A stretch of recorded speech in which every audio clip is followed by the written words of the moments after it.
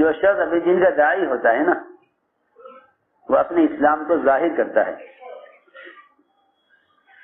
اور جب مسلمان دین کی دعوت چھوڑ دیتا ہے تو اس کو اپنا اسلام ظاہر کرنے سے ڈر لگنے لگتا ہے۔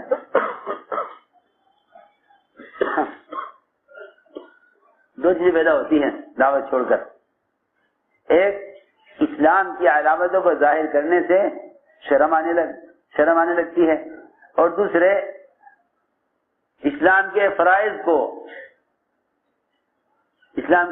کو کھل کر عمل کرنے سے، اسلام کے فرائض پر کھل کر عمل کرنے سے آدمی گھبرانے لگتا ہے۔ ہم جگہ نماز پڑھنے لگے عصر کی، ایک جگہ عصر کی نماز پڑھنے لگے، ایک جگہ عصر کی نماز پڑھنے لگے، ایک ساتھ نے کہا اوہو آپ کو خبر نہیں قانون آ گیا، قانون کہ ادھر ادھر کہیں نماز نہیں پڑھ سکتے سوائے مسجدوں کے۔ میں نے کہا کیوں؟ اللہ نے تو کہا ہے کہ ساری زمین سجدہ ہے، اور تم پچھلی قوموں کی طرح، پچھلی امتوں کی طرح کہنے لگو کہ نماز مسجد میں پڑھو۔ ہم سفر میں تھے کیونکہ اللہ تو یہ فرما رہے، اللہ کے نبی نے یہ فرمایا کہ اس امت کی خصوصیت ہے یہ کہ زکوٰۃ اس امت کے لیے حلال کر دی گئی۔ پچھلی امتوں کی زکوٰۃ آسمان سے آگ آتی تھی، وہ زکوٰۃ کا مال کھا جاتی تھی تو زکوٰۃ ادا ہو جاتی۔ غنائم جو مال کفار و مشرکین سے بطور غنیمت کے ملتا تھا وہ سارا جمع کر دیا جاتا تھا ایک جگہ، آسمان سے آگ آتی تھی اور سارا مال غنیمت کھا جاتی تھی۔ ایک مرتبہ مال جمع کر دیا گیا لیکن آگ نہیں آئی۔ نبی نے کہا کہ تم میں سے کسی نے مال غنیمت میں سے کچھ چرایا ہے، کچھ خیانت کی ہے، اس لیے آگ آ نہیں رہی، اللہ تعالیٰ مال قبول نہیں کر رہے۔ کہا کہ تمہیں خیانت ہے، جس نے خیانت کی اس نے چھپا لیا، آ گئی نا سامنے، اب آگے نہ آگے۔ نبی نے کہا کہ تم میں سے ہر ایک اپنے اپنے قبیلے کا آدمی آئے اور مجھ سے میرے ہاتھ پر آ کر بیعت کرے۔ ایک ایک آیا، ایک ایک آیا، ایک آدمی آیا، اس کا ہاتھ نبی کے ہاتھ سے چپک گیا، خیانت اس نے کی تھی۔ تو پھر وہ سونا لے کر آیا انڈے کے برابر، وہ سونا اس نے خیانت مال غنیمت سے لیا تھا وہ اس میں ڈال دیا، مال غنیمت پورا ہو گیا، آگ آئی کھا گئی اس کو۔ یہ پہلا دستور تھا سارے نبیوں کے زمانے میں۔ اسی طرح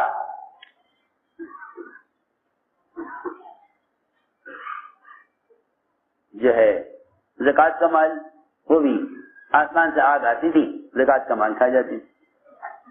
دوسری بات یہ تھی کہ ساری قومیں اپنے اپنے معبد میں اور اپنے اپنے عبادت گاہوں میں عبادت کرتی تھی۔ اس امت کے لیے اللہ نے یہ خصوصیت کی ہے کہ غنائم اس کے لیے حلال کر دی ہے، اور ساری دنیا کی زمین کو اللہ تعالی نے اس امت کے لیے سجدگاہ بنا دیا۔ اس امت کے لیے سنو تو صحیح، ساری زمین سجدگاہ ہے۔ یہ قانون یہ ہے کہ آپ مسجد کے علاوہ نماز نہیں پڑھ سکتے۔ میں نے کہا مسجد تو یہاں سے دور ہے، وہاں جائیں گے نماز قضا ہو جائے گی۔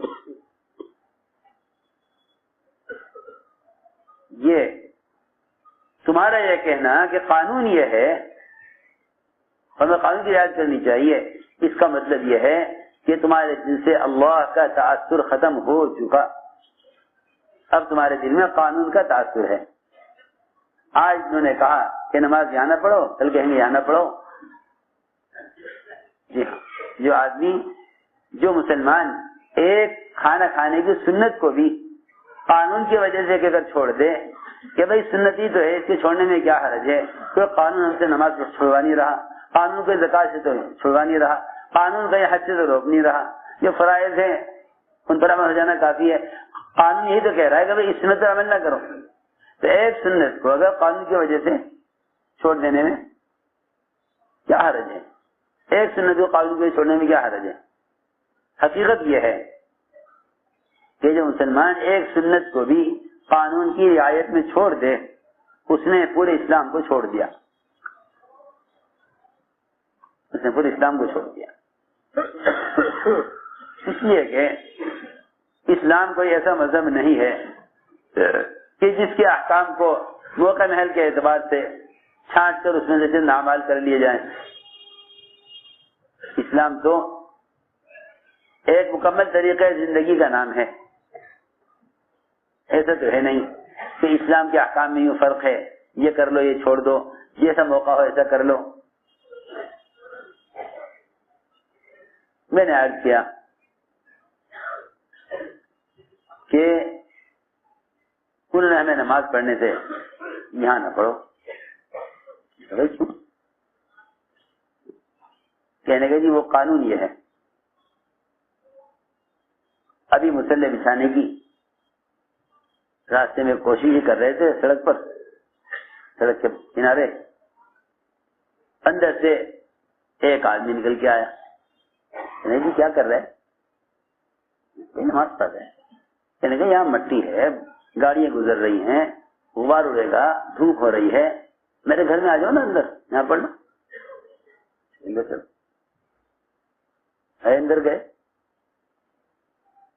اندر گئے، او ہو غیر مسلم کا گھر، غیر مسلم کا گھر۔ ہم نے پوچھا اس سے قبلہ کدھر ہے؟ قبلہ یہ قبلہ ادھر ہے۔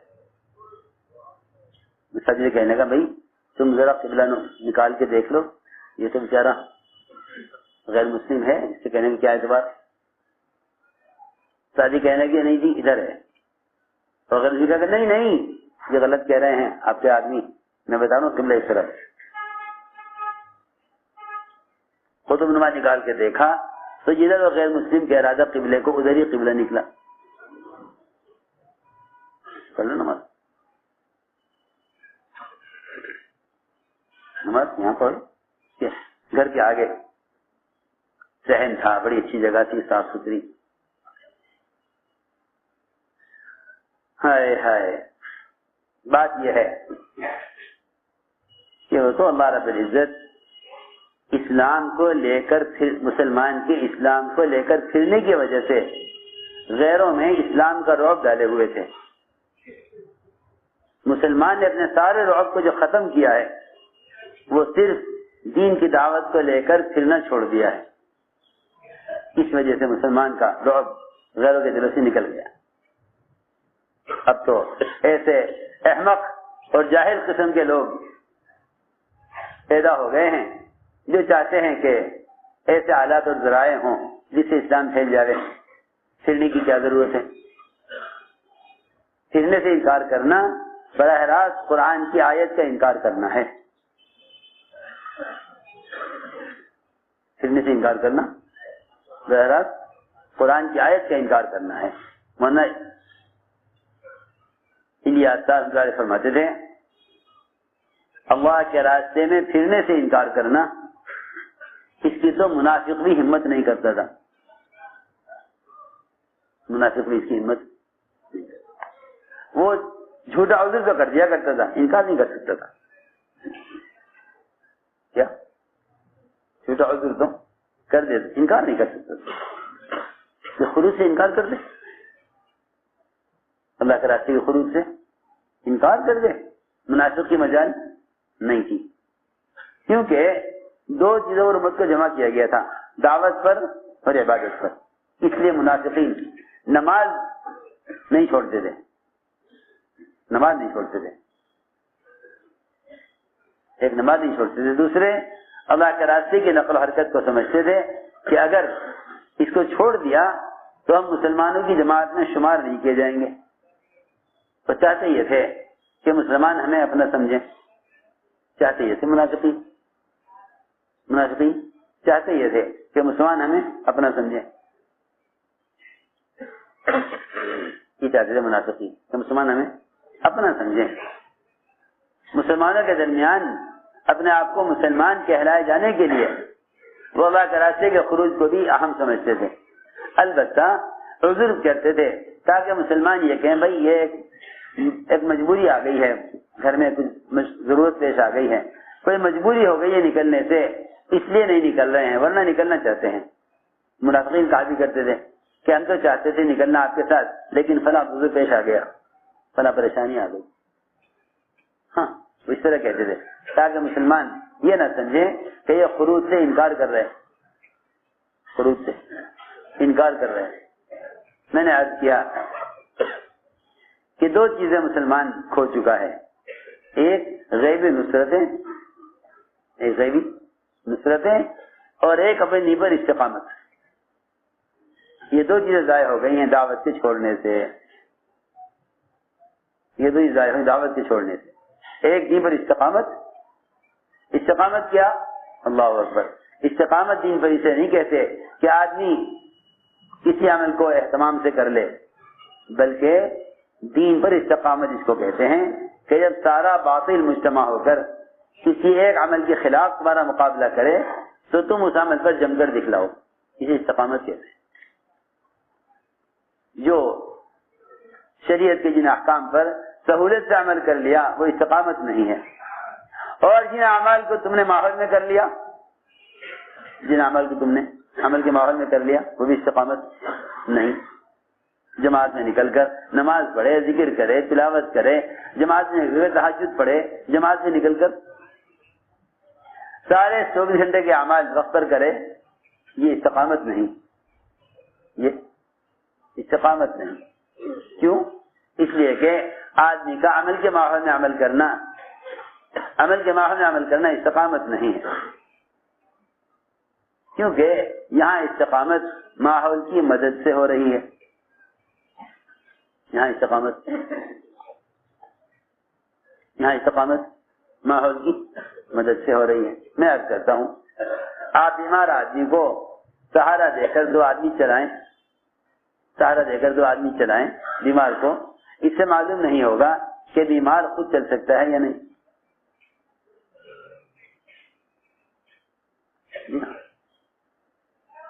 ڈاکٹر کہتے ہیں مریض سے ذرا چل کر دکھلاؤ، ذرا چل کر دکھلاؤ۔ آپ بچے کا ہاتھ پکڑ کے چلا رہے ہیں تو آپ نہیں کہہ سکتے کہ بچے کو چلنا آیا یا نہیں آیا جب تک وہ خود قدم نہ اٹھائے۔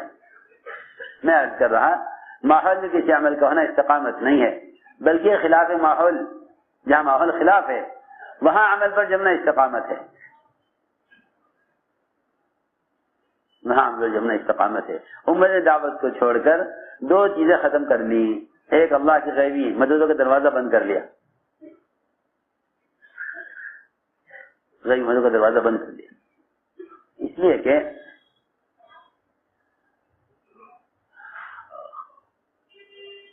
دو چیزیں بہت اہم ہیں،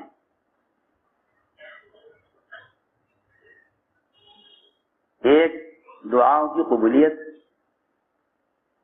اور دوسرے وحی کی برکات، دعاؤں کی قبولیت اور وحی کی برکات۔ دعاؤں کی قبولیت اور وحی کی برکات، یہ دو چیزیں بہت اہم ہیں۔ ام ایمن رو رہی تھی حضور اکرم صلی اللہ علیہ وسلم کی وفات پر۔ صحابہ نے کہا کہ آپ کیوں رو رہی ہیں؟ آپ تو جانتی ہیں کہ دیکھیں حضور اکرم صلی اللہ علیہ وسلم کے لیے اللہ کے یہاں کیا درجے ہیں، اور آپ کو دنیا سے جانا ہی تھا ایک وقت۔ ام ایمن نے کہا کہ میں آپ کی وفات پر نہیں رو رہی، میں آپ کی وفات پر نہیں رو رہی، میں آپ کی وفات پر نہیں رو رہی، میں تو اس پر رو رہی ہوں کہ آسمان سے ایک وحی کا سلسلہ تھا وہ ختم ہو گیا۔ یہ روایت میں